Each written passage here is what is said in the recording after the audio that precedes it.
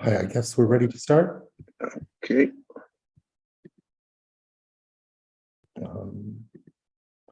I'm Scott Martins. I'm new here on the Jina AI team. I look forward to meeting all of you, but so if I don't recognize any of you, it's because I've only been here a week. I'd like to introduce Ovidiu Ursachi, who will be giving a presentation on neural search. Mr. Ursachi, it's all yours. Hi, yeah. Ovidiu Ursachi is my name. Thank you very much. I'm very delighted to be here today and to have this hopefully interesting discussion. So not only a presentation, but with a discussion with everyone. I am the founder and CEO of Masernet, and the topic is, as announced, how neural search with Jina powered our application called Maisonet. Before I go into any technical details, maybe a bit of a history to be interesting. We called the Jina as our technical friend tool, let's put it like this. We started Maisonet somewhere in December 2019. At the time, with the idea of indexing the information around cybersecurity around the globe, let's put it like this, or around the web, and to help companies out there, and not companies, also cyber experts, basically put their information related to the any IT landscape or IT ecosystem in the context of the cybersecurity information out there. And at the beginning, or not only at the beginning, after one of the most important pillars of our endeavor was to have a good search of the information. And then we have made some analysis, and basically Jina has its first commit somewhere in March, if I'm not wrong, in 2020. And so this is why here the smaller child, let's put it like this, Jina, but actually now the Jina is the bigger, is not anymore a child. I would say it's quite a mature product. And yeah, this is how the story started back then. And now moving to the next slide. Back then, it was basically Kavan, who is also joining us today into the call, and me, who have looked at this. Kavan is our software development freak. Meanwhile, there are several others developers in the team working with Jina, but this basically the decision to work with Jina at the time and to implement it was ours, so Kavan and mine. And me, previously I had, as I said, an experience, or my background is in cybersecurity, but also I've done software developing for about 2 decades, and I had experience with the entire development stack. And somewhere in 2019, I also started to work with machine learning. So me and Kavan will be also the presenters from the Maisonet side today, but also we are the implementers of Jina inside our architecture. So what is neural search? Well, if I would put this into only 4 words, I would call it is anything to anything search. I believe every one of us is currently trying to find answers and results to the information that they are seeking in every kind of source. We are still basically using a lot search engines such as Google and DuckDuckGo and Ecosia and so on. But this information is nowadays split in different type of sources. So it is either only a textual search, it can be media, it can be internet-based information, it can be in intranet, and so on. And I would say that neural search is basically a new approach to retrieve information. Google itself has started to using neural search somewhere in 2016, and now the entire Google search product is based on neural search basically. In neural search, instead of telling basically a machine to use a set of rules, to understand what data it has and how to find it and how to search for it, we are using pre-trained neural networks. And this makes a lot of sense for Masernet in the sense that we are having specific cybersecurity models trained on specific cybersecurity content, or at least this was the story at the beginning. Meanwhile, we are having several other use cases and business cases, but I will come to this a bit later into the discussion. And now we are, what is easy for us, let's put it like this at Masernet, and what is easy for our customers and for our users also, we don't have any more to write rules. We do not have to spend a lot of time on the search part. We have concentrated, and we are still concentrating on it, on the integrating of the neural search components and integrating of our models and our transformers. And basically, we are having less headaches and higher quality when it comes to this. Yeah, so but it was not like this from the very beginning. So when we started to consider Jina, actually somewhere in the first half of 2020, we looked at 4 possible products. So maybe some of them are already known to you. So it's Elastic, the Apache Solar, both of them based on Apache Lucene, and Jina and Vector AI, which are completely new developments. Interesting to know is that all the 4 of them more or less are open source, or have behind an open source business model.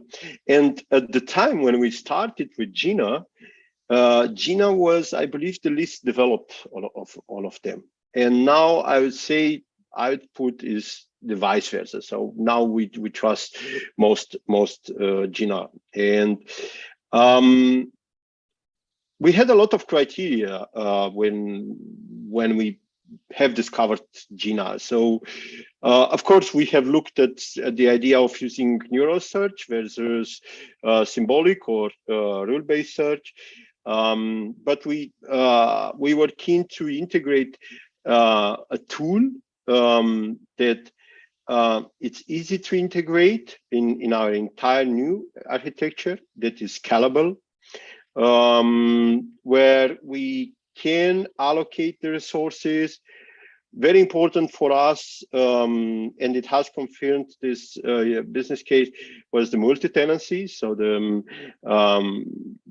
ability to work with it in a multi-tenant way. The real-time indexing was also, and is still very important for us. The database integration, because we are having several types of data stores. The rich document handling was important, and generally the documents insights that we can gather out of it. The distributed search, and yeah, basically the entire integration landscape. And yeah, as I said, we started with these 4 tools in mind, and somewhere I believe in June or in July, we started integrating in July 2020. We started integrating Jina into our product. But the integration was not a very easy thing. I mean, Jina was at its beginnings, and I'm not afraid to say we had several challenges, but I'm also very happy to say that we have overcome most of these challenges. And as I said earlier, probably it was the most explosive growth in terms of capabilities and in terms of features and in terms of ecosystem that we could have expected. I will come also later to discuss on this, but I would say maybe if I would stress the biggest challenge that we had at the beginning. I remember we spent about a couple of months on this. It was a performance topic, as we had about 300,000 documents at the time in cybersecurity that we have indexed.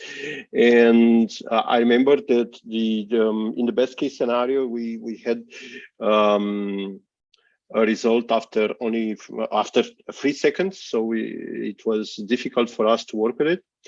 But it was also very nice to have people like Juan and the rest of the team who have communicated with us during the entire exploring of the issue, and we find solutions. We have found solutions altogether, and now actually we don't have these challenges anymore.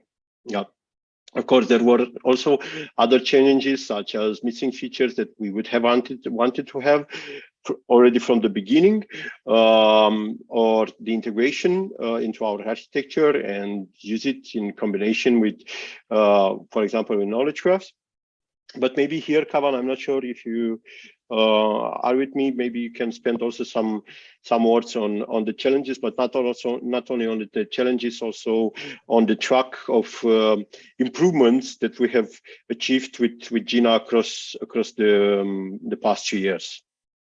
Yeah, hi everyone. It's me from the development team from the Masernet. So let me introduce myself. First of all, I'm Kavan from Masernet team, and I started working from Masernet since 2019. Now let's move on the technical part. So you can say like we have started working Jina since it was like very in early stage. You can say in the other words, version 0.3. So on that time, like Jina didn't introduce the doc array or the custom executor. So you can think about like the most difficult part to implement the production ready code. So at that time, like we have worked a lot with the Jina team and started creating some kind of small framework to implement custom executors and so on. So the idea is like we need to avoid the breaking changes with Jina. So at the beginning of the 0.3, we started with the custom executors as the Ovidiu is showing. And after that, we migrated to 1.1 with the Jina D. With the help of the Jina D, we have created a small framework to deploy each customer's models based on their requirement. After we started with the Jina array, when it's introduced with also for the document storing and so on, we have using the quadrant with the Jina array. So currently, like the most part are based on the doc array, Jina code, and the quadrant. So we are using quadrant to saving our documents, index documents, and so on. Now we are starting using the Jina 3.7, and we are start deploying each and every part in the Kubernetes with help of the new Jina version. And we are looking forward to work with the Jina in the help of the Kubernetes and so on. That's all, I guess, from my side. Okay, yeah. So basically, this is the history. As you can see, we started with 0.3 and now we are at 3.7. So the technology moves fast, and there are several goodies that we have already implemented. So let me spend some words on how Jina is actually part of our architecture.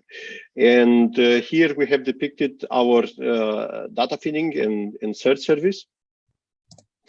Masernet is gathering data from different kind of sources. So first of all, we split between the web corpus and the so-called customer or user corpus. Then we have this corpus is again having different type of data. It can be web or HTML data. It can be files, PDF files. It can be CSV files or Word files. We can have data from integrated API sources, or we can have also data from different media files such as audio or YouTube videos. So for all this, we are having kind of a cron job, and we are managing this crons through workflow management, which is feeding the data into the data feeding API, and from here we split the metadata is going into a metadata database, which is also used for the search, and we are having the streaming of the data into different work streams. And here, the stream processing basically analyzes what kind of data do we have. Yeah, and in this case, we are having different type of consumers. We may have a media consumer or a knowledge graph consumer and an NLP consumer. The knowledge graph is writing into the database, but the NLP consumer is performing the text factorization. And for this, it's working exclusively with Jina, where the NLP encoder is. Whenever a user is performing a search, they are using an NLP search client, and in this case, this search query is encoded. It goes into Jina, and Jina is basically working, with Quadrant, which is also a vectorization engine to trigger the action on the text index. I'm not sure here if I should add anything else. Maybe it's important to say that we are also using Quadrant because it is helping us for the document retrieval. But otherwise, this is the basic architecture of the Maisonet with Jina and how the entire ecosystem works. Now, what is this used for in Maisonet? So on one side, we are having the website where companies or people can search for different topics around cybersecurity or related to cybersecurity currently, but we are planning to add many other taxonomies around IT generally, such as cloud taxonomy or machine learning taxonomy and so on. And here we are having about 1 million sources of data that are indexed and encoded. On the other side, we are having a customer with whom we are working, and they have about 150,000 tickets. These tickets are also quite complex. They have attached different type of media, so general PDF files or images, and we need to work with them. We need to work with their versioning, and everything needs to be in a quite good quality, because it goes up in the pipeline to their customers. So it's used by the entire pipeline. Then we are actively crawling and searching for specific tenders for our customers. So since the companies are working worldwide, they need to find out information quickly when this is posted on the tender website. This is automatically indexed, but also automatically translated. So Jina is doing a wonderful work here in helping us perform these actions. On the other side, we are indexing products and product details, and users are able to identify and filter these products quickly. Also, we are able with Jina to commingle internal and external data. This is also very interesting, because we are having this multi-tenancy, and this is important for us to have a distributed search, where we are searching on one side on external data, which is available for everyone, and also internal data, and to mix them up. And we are now working a bit on the question answering on long documents. This is basically one of the main focuses of research for us currently with Jina. Okay, so we are having also some near future plans. As Kavan has said, we have integrated the Jina doc array recently, and now we are basically processing and manipulating data way faster and way better. And this is working basically with all kinds of data that we are having. We are looking next to integrate the Jina fine tuner. I believe the next session will be about, we'll discuss also the fine tuner. But this is particularly important for us as we are having different models, and basically we will be able to streamline the workflows, and I don't know, to handle these workflows better in the cloud. By the way, cloud, we are currently using Azure, but we had a preliminary discussion with Alex from Jina. We are looking forward to explore more the Jina cloud, and maybe in the very near future, so somewhere beginning of next year or until mid next year, to integrate Jina cloud into our product. And of course, there is the Jina hub, which is also doing some amazing progress, where you can basically find plenty of executors, of Jina executors, and integrate them in your flows. And I have to say, I'm a bit thrilled of what is happening out there. There are a lot of goodies, and we are not keeping the pace with analyzing all of this. But yeah, this is also some point of more exploration that we want to dedicate in the fall of this year. Okay, one other important thing maybe is about the communication and the contribution.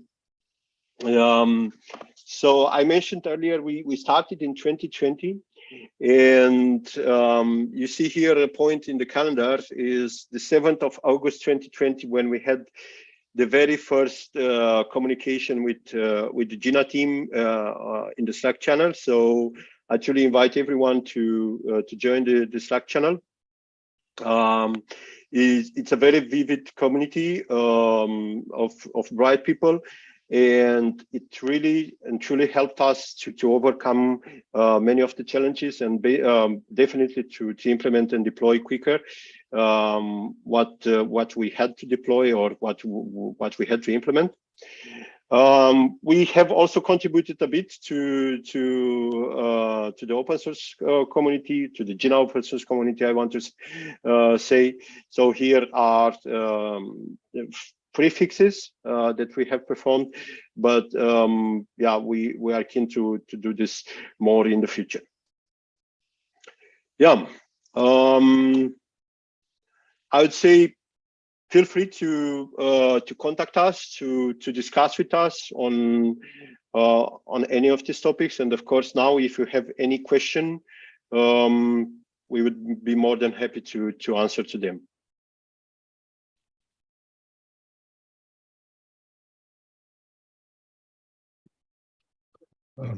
If no one else has a question, I do. Yeah, please. You talked about knowledge graphs. Knowledge graphs are kind of seen as completely perpendicular to neural technology. Is there anything you would say about how you're using them in an integrated way? The problem is with knowledge graphs. So it's indeed it's kind of a parallel area, and I'd say a core component of our product. The challenge that we are having is to integrate the quickest, or the shortest, better said, the shortest path between two nodes with the index results. We are currently, when we are performing searches, currently we are basically doing two searches. One is via Jina. So if I would go back to this, I will go here. So whenever we have a search, we basically have here another arrow for the knowledge graph. Yeah. And we are extracting from the knowledge graph the entities which are related to the Jina results, but we are extracting also from the knowledge graph the entities which are matching the query.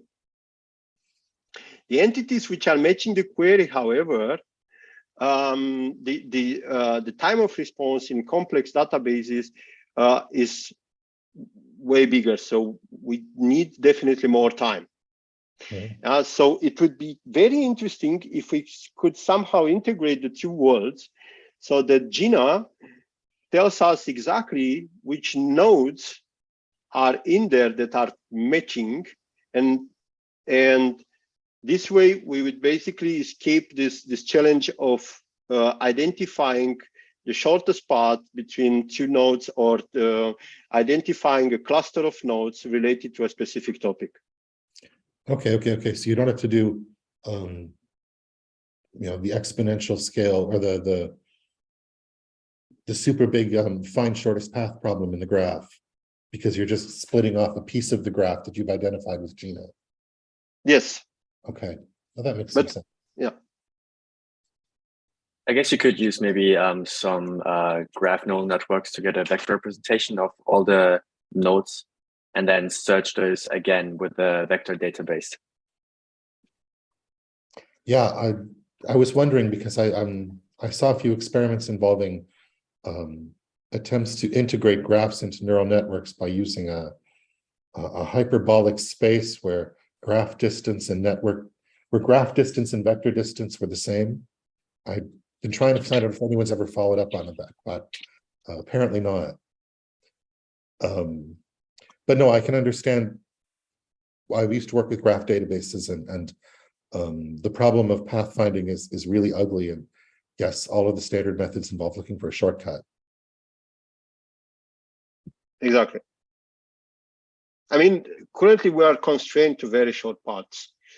And this is a problem because in some cases, the neural text search is identifying some clues which we don't find them easily in the knowledge graph, although they would be interesting to extract. Yeah? And this has come some quite interesting use cases in the real world, yeah, where in the real world we are having clusters of data, of related data. For example, let's put this: the cybersecurity is a cluster of data, and we are having another cluster of data related to cloud. Yeah, and when you are trying to go into the two worlds, yeah, of course there is an intersection. But sometimes the data that we are finding out on one specific topic is found automatically by the neural search by Jina, but it's not found by the graph. Yeah, and when we have to mix this into the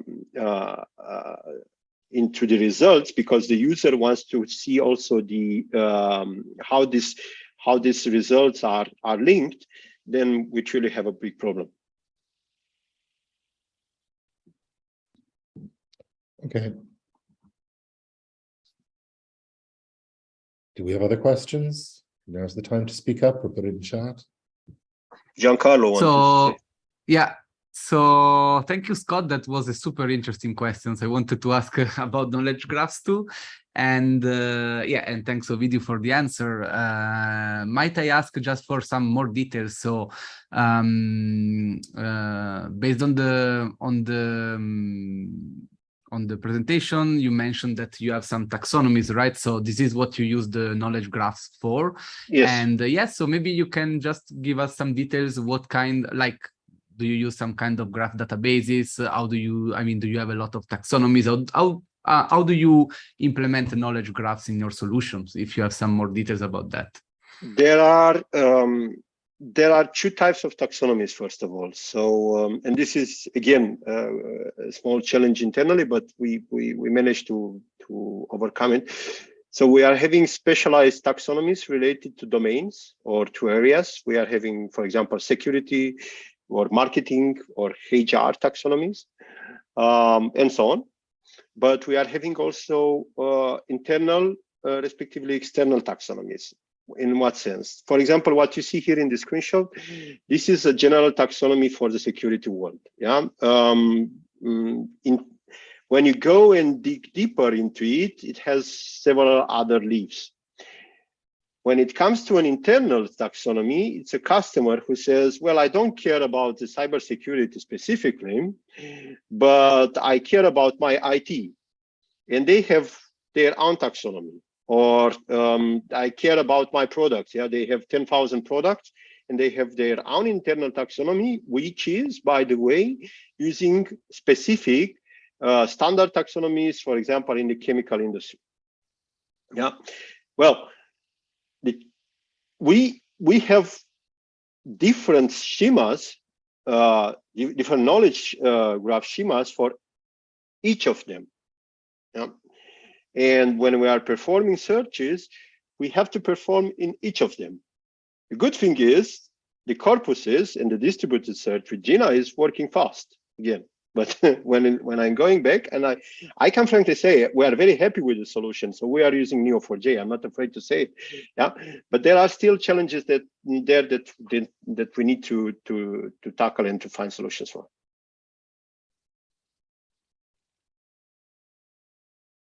Okay, thank you very much for the answer. And okay, so and then another question. So you were talking also about performance, and also you had a slide about the challenges in which you mentioned this performance as a challenge. And yes, so how did you go about that? So what did you do to actually get an improved performance for your Jina operations? And maybe like connected question, like what kind of models are you running for the NLP? And so do you run everything on GPU, or do you have some kind of like, I don't know, quantization and sparsification to run on CPU? Yeah, so just curiosity about that. Kavan, do you want to spend a bit more words on the challenges, but maybe also Jina on this question? Yeah. I remember you have discussed a lot with Juan at the time, so maybe. So like in the starting, like when we started the Jina, so some executors and so on. So we have created some kind of small executors which work. I mean, that can work with the Redis and MongoDB. So on that time, like we are using the MongoDB to store or retrieve the index data. So before of this kind of not supporting the custom executor and so on, so at that time, like searching time is going higher and higher. It's like the normal search time is like 10 second or more than 10 second at that time. So after that, we are migrating our services to the newer version in the Jina. So after we created the custom executors and we have connected the custom executor to the code run nowadays. So now the search, as the Ovidiu said, like now the search result is quite fast, like within a millisecond. And for the modeling part, like we are using the sentence transformer, and we have pre-trained there, or you can say the how it's called the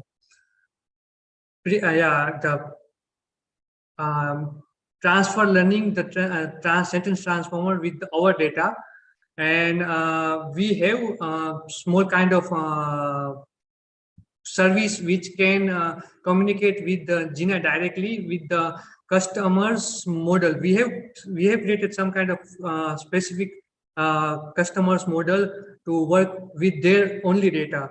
So you can say like some models is based on the specific data with the specific customers because of some GDPR issues. So yeah, we are using the sentence transformer as of now for the symmetric search and finding the node. I mean, comparing the two sentence or two document in the knowledge graph.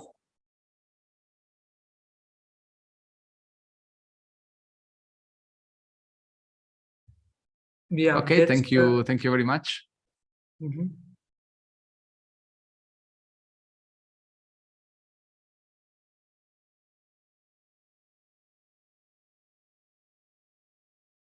Any other question?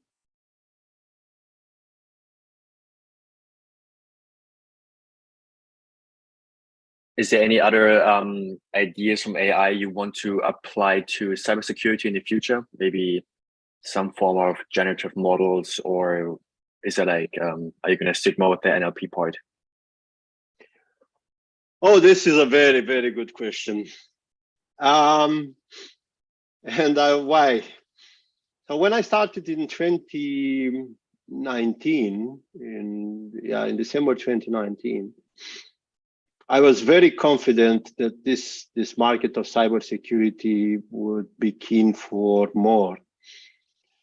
But unfortunately, the companies, the companies with whom we tried to work with were quite reluctant, curiously, to use it.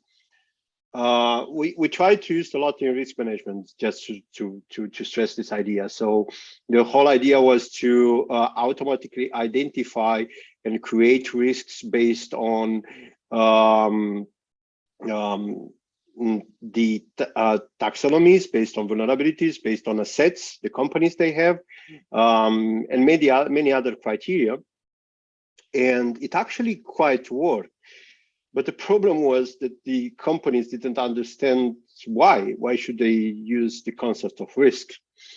So fortunately or unfortunately, I don't know how to put it, for Maisonet, we had to move laterally a bit into other markets. Me coming from the cybersecurity world and truly leaving this market, the answer would be yes. I would like to do way more, and because I believe we could do way more, and we could do way more in many aspects of cybersecurity. Either if we go into areas such as IoT and, for example, encryption and so on, and if we go into purely deciphering with NLP, different snippets of information and putting all together, or we're using GAN for understanding attacks and how to react to attacks. There are many directions where AI could be used. I'm not sure if it is me or us as Maisonet, as a small company, and the approach we have taken to enter this market, or it is just because there are some other usages. But I'm truly very open for discussions here. I'm not sure who has asked. Sorry, I didn't notice. It was me. Yeah, please. Let's. Yeah. Okay. I'm happy to chat about this later. Yeah, it's super exciting. I can imagine customers or companies being very conservative about it because it's a very, I guess, sensitive topic. But I assume that in the near future there will be many applications of AI in this field. Yeah, we can see already. So I can give you examples such as, for example, Sophos and Acronis are two companies who started in two different markets, but with the help of AI, they are trying to go towards same markets. And this is, you can generalize in many aspects. So it's definitely a very interesting topic of discussion. Okay, perhaps we should move to the next speaker, Joschka. Thank you very much. Thank you, Mr. Ursachi. Just Ovidiu. So.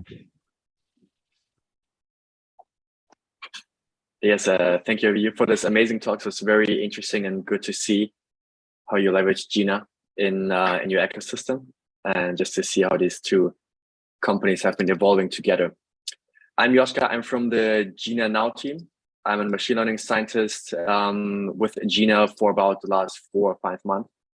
And the Jina NOW team tries to solve the issue of when you have data, which you want to make searchable, for example, images, and you want to search them with text. So you don't have a traditional search case where you search from text to text, but you just have image data, your vacation images, or just like a set of GIFs, for example, and you want to search those. And then the next requirement is maybe you don't want to know anything about AI or programming, really. You just want to have the search case up and running. And you also don't want to care about how to actually deploy the search case, how to host it in the cloud, and how to make it secure that nobody can access your data. And this is all what Jina NOW is about. And I think the best way is to show this with a little demo of the actual program. Can you see a terminal?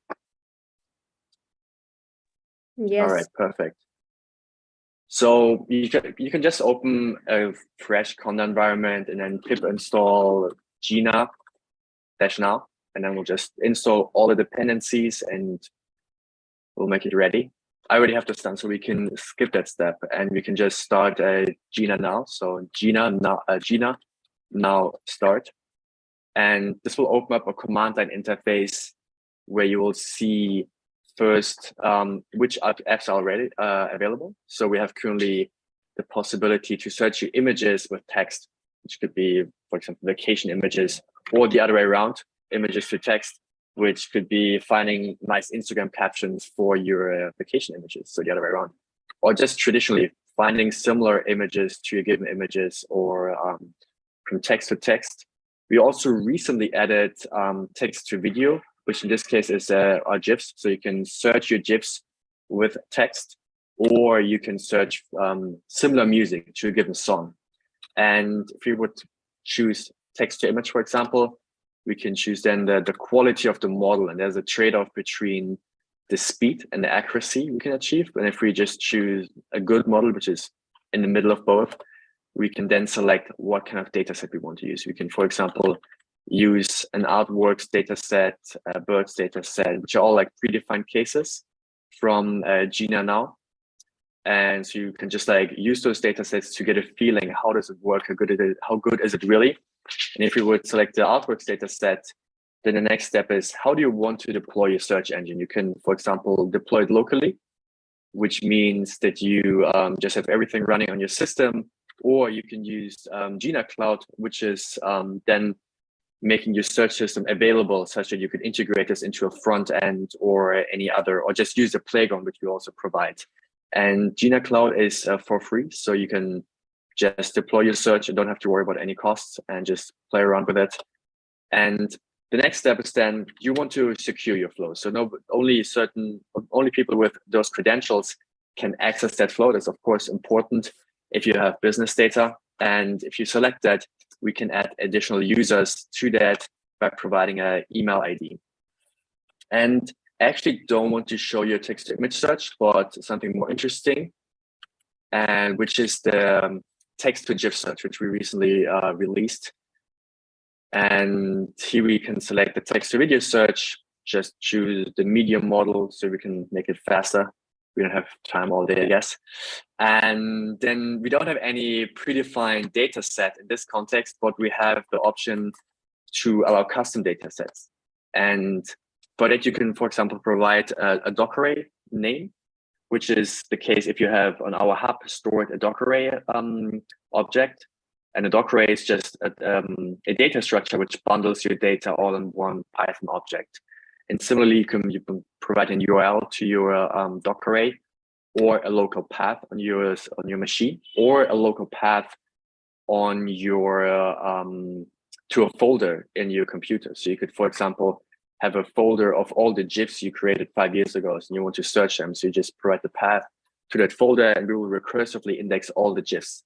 Or alternatively, if you want to download from an S3 bucket, we can also do that if you give us a credential. So we have kind of like the whole full range for somebody who does it more as like a hobby to somebody who actually wants to use this for a business case, if you have your data on a cloud storage.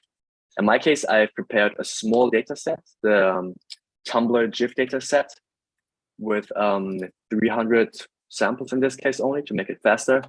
And I'm going to deploy it on JCloud. And I'm not going to secure the flow in this case because it's an open data set.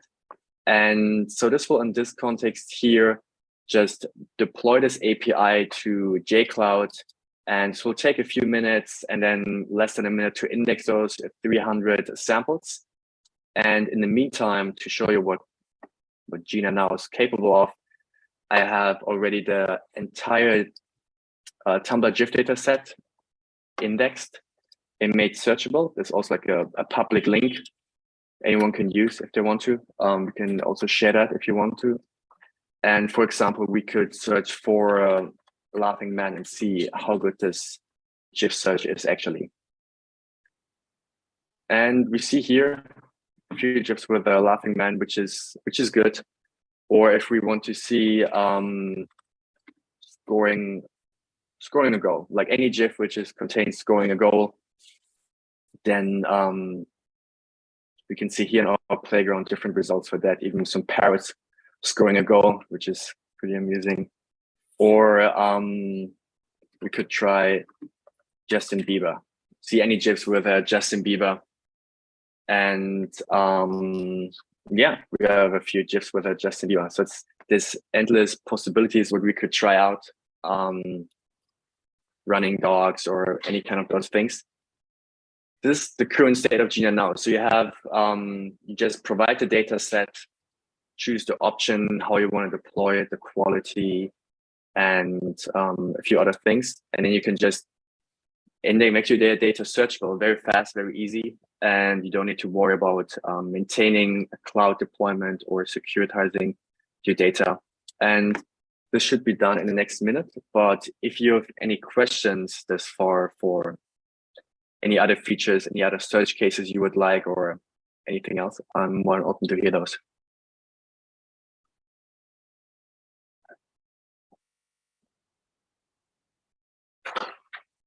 or if you have any other search requests you want to see what's in this data set.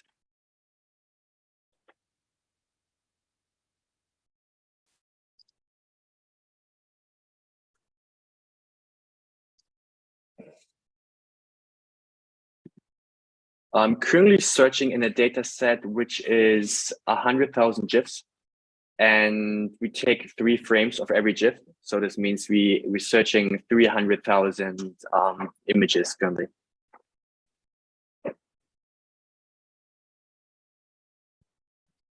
You're searching each GIF as 3 index images, not as you're not putting them together so that you can see the change between different frames. That's not yet incorporated, so we just chose the easiest version, just kind of taking 3 slices and then just to see those images. But of course, there are models out there which kind of like also incorporate this temporal aspect, and then you can see those informations as well, which would be useful.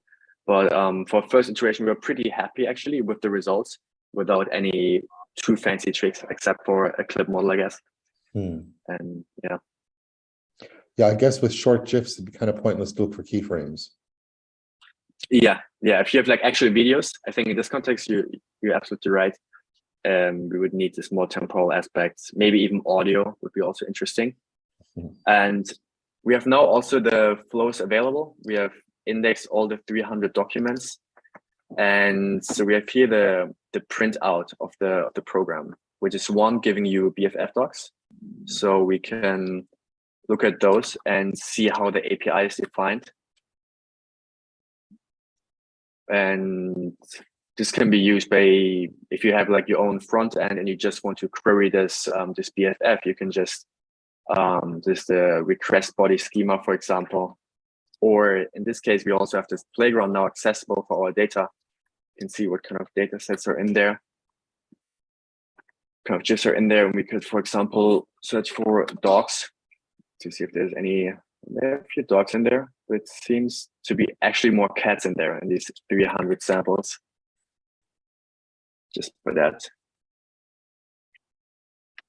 So yeah, and you can also get like so you get this response as a dictionary, so you can use this in the program automatically and just incorporate it into other program flows automatically.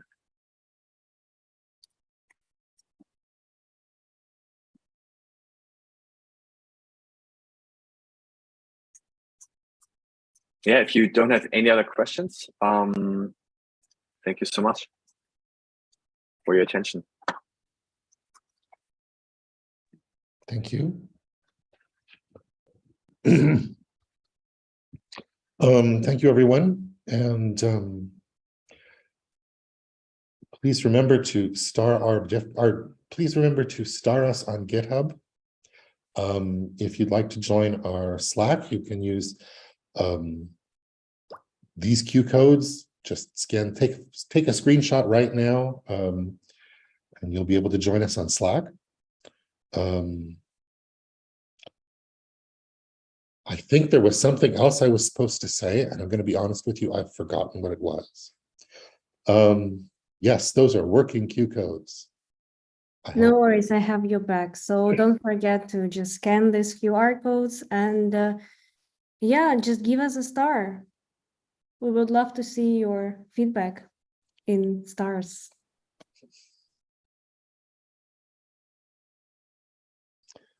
Okay, once again, thank you, everyone. And hope you have a good evening.